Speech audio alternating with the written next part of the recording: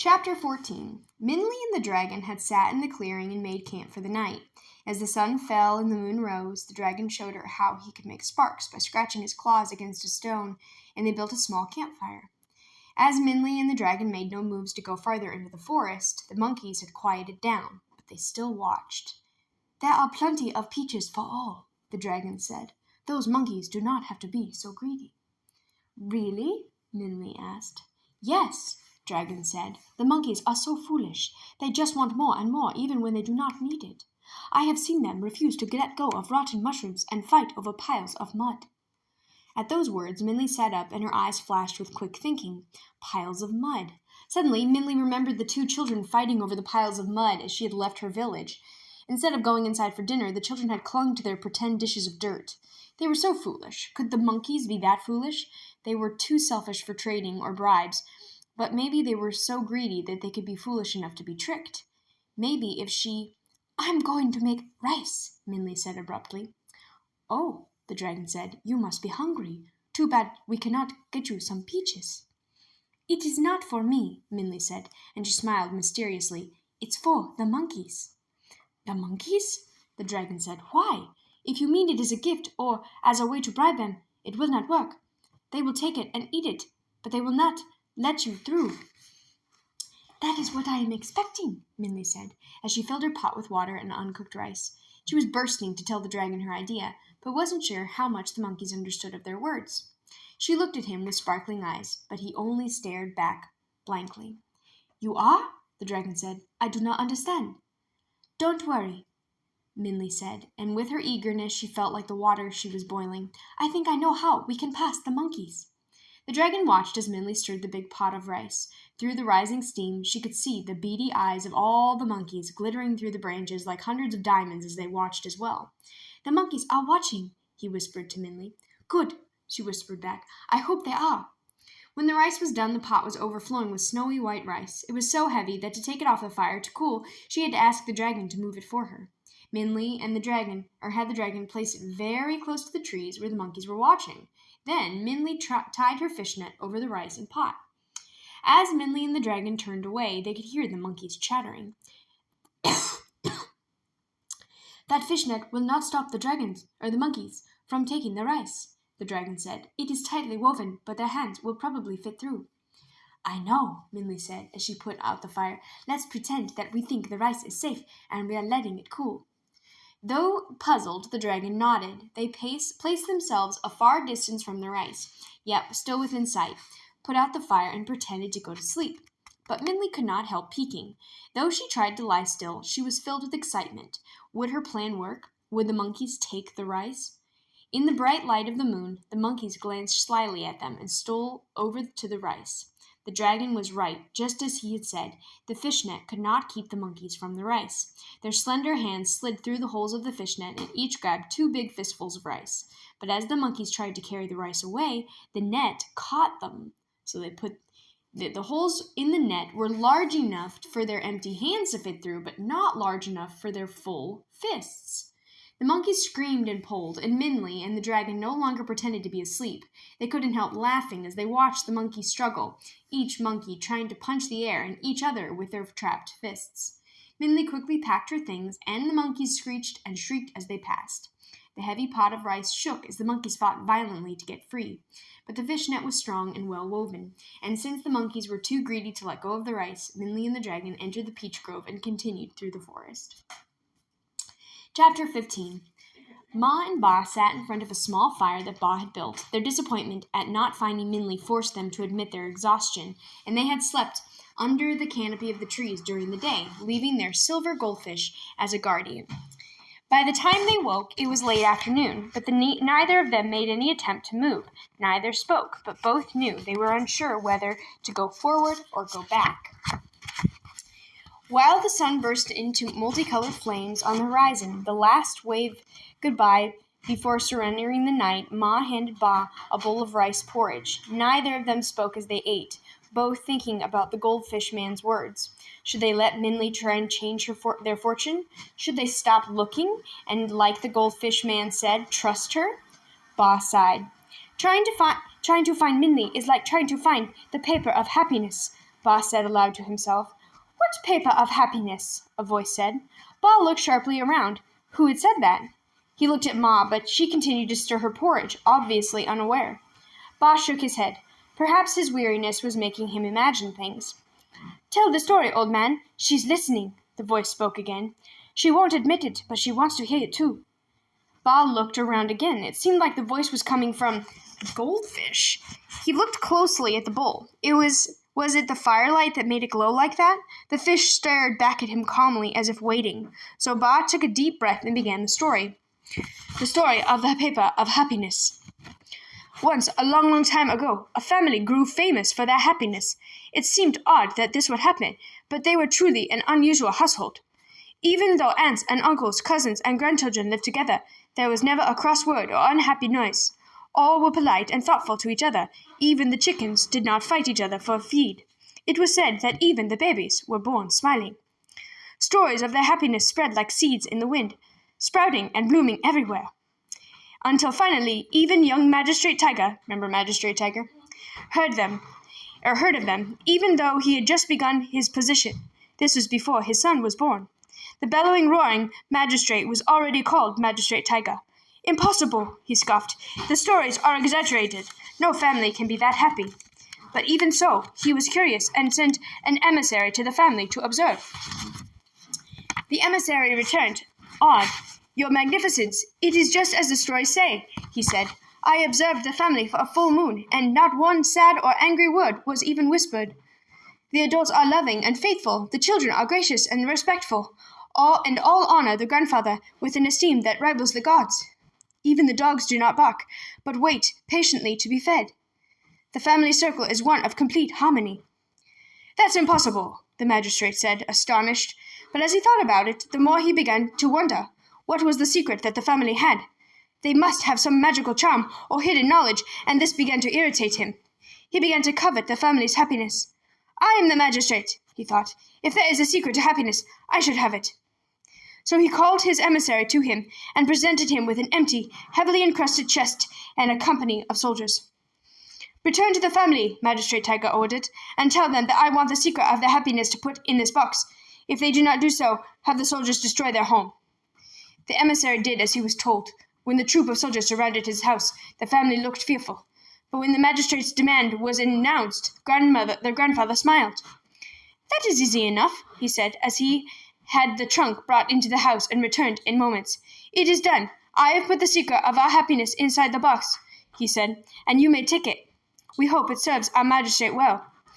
The emissary was slightly surprised at the ease of his task, but could find no objection, so turned the soldiers and the box around and began to travel back to the palace. The emissary knew the magistrate would be impatient for his return, so the soldiers marched through the night, with only the light of the moon to guide them. The treasure box, lying on a platform carried by 4 men, seemed to glow. However, as the ground grew rocky and steep, a sudden wind blew, like the mountain itself was yawning. One of the soldiers stumbled in the rising dust, and the box crashed to the ground. The lid of the box flew off, and like a freed butterfly, a single sheet of paper fluttered out. Get it! The emissary shouted at the soldiers. Don't lose the secret! But despite his yells, the paper seemed to be able to escape the soldiers' flailing arms. One soldier almost caught it, his very fingertips touching the page, but another sudden wind burst through the air and stole it away. Silently, the emissary and the soldiers watched the paper lift higher and higher in the sky until it overlapped the moon and disappeared. The emissary had no choice but to return to the palace with an empty box, and as he relayed the story, his magistrate Tiger, not surprisingly, was enraged. You lost it! It was a paper? The magistrate roared. What was on it? Your Magnificence, the emissary trembled. As I felt the secret was for your eyes only, I did not read the paper before it was lost. However, as it was in the air, all I could see that there was a single line of words on it. What did the line say? The magistrate demanded. I don't know, magistrate, the emissary said, but there was one soldier who almost caught it and was closest to it. Perhaps he was able to read the line. So the soldier was called in, and very humbly did he bow. He was little more than a boy, and had only recently joined the magistrate's army from a small, poor, faraway village. You, the magistrate said, you are the only soldier close enough to the paper to read the line. What did it say? The boy flushed and his head touched the floor as he bowed again. "Great magistrate, I am your poor servant," he said. "I was close enough to see the line on the page. However, I cannot read. I do not know what the line said." Magistrate Tega scowled with irritation, and the emissary and the soldier shivered. I did notice something," the soldier said. "What?" demanded the magistrate. "There was only one character on the page." "A character is like a letter," the soldier said. "The line was one word, written over and over again, many times." "One word?" the magistrate snarled, and his anger seemed to burn deep in his eye. Oh, sorry, I'm not doing the accent. "One word," the magistrate snarled, and his anger seemed to burn deep in his eyes. "One word is the secret to happiness? It was a trick. The family must have thought they could deceive me. Emissary, gather all of my troops. I, personally, will get the secret of happiness and punish that family of lowly dogs."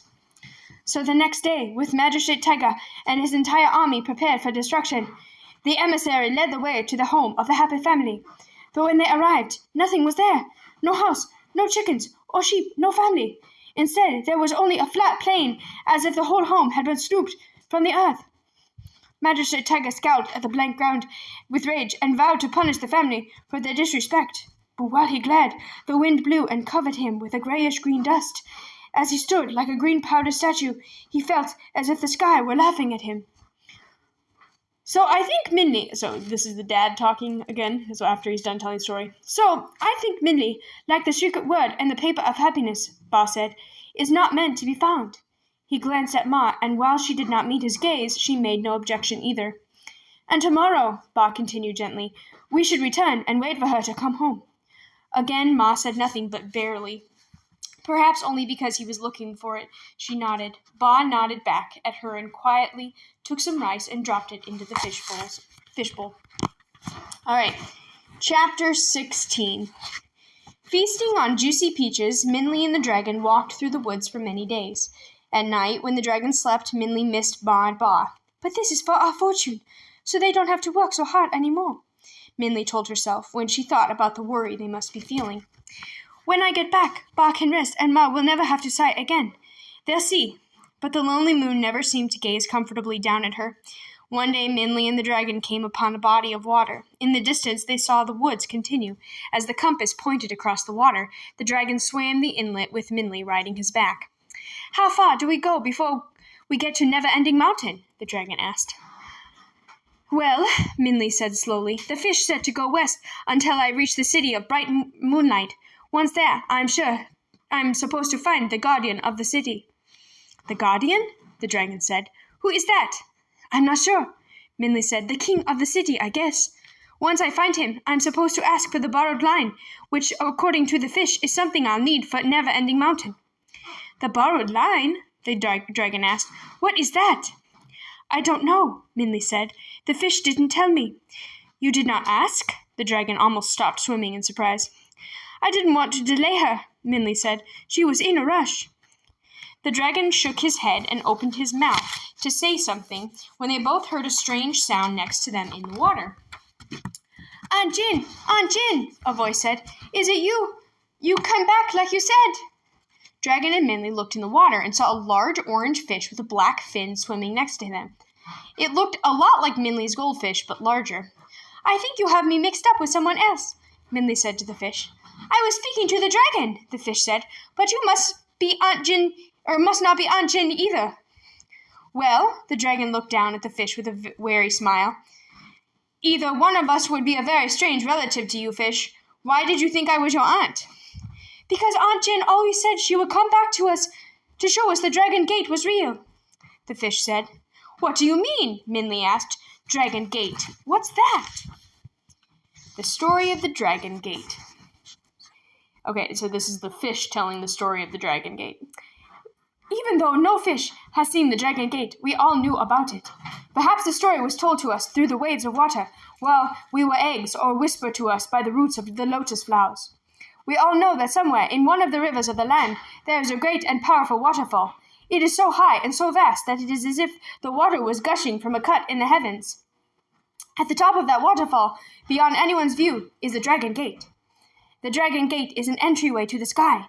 It is old, so old that it's possible that the gray stone columns grew from the mountain it stands on. Wind and time have worn and smoothed the gate's tiered placards that barely show the old carvings of the 5-colored clouds of heaven. Above the placards are the tiled arches, the same color as the misty sky. 999 small dragon ornaments perch on the ridges of those tiled roofs. Each one is intricately formed to the smallest detail, and even weathered as they are, the black pearl eyes still flash with a mysterious power. That is because these dragons are not more decoration. They hold the secret to the dragon gate. For if ever a fish is able to swim up the waterfall and pass through the gate, the dragons will shake with power. As the fish goes through, its spirit enters the gate and bursts out one of the ornaments, changing the fish into the form of a flying dragon. So the dragon gate transforms fish into dragons? A wish many of us hold deep in our hearts, the fish finished. None know who first told the story, or if it is even a story at all, but Aunt Jin was determined to find out. She said she was going to search all the rivers of the land for it, and if she found it, she'd come back here as a dragon to show us. That's why I thought you might be her.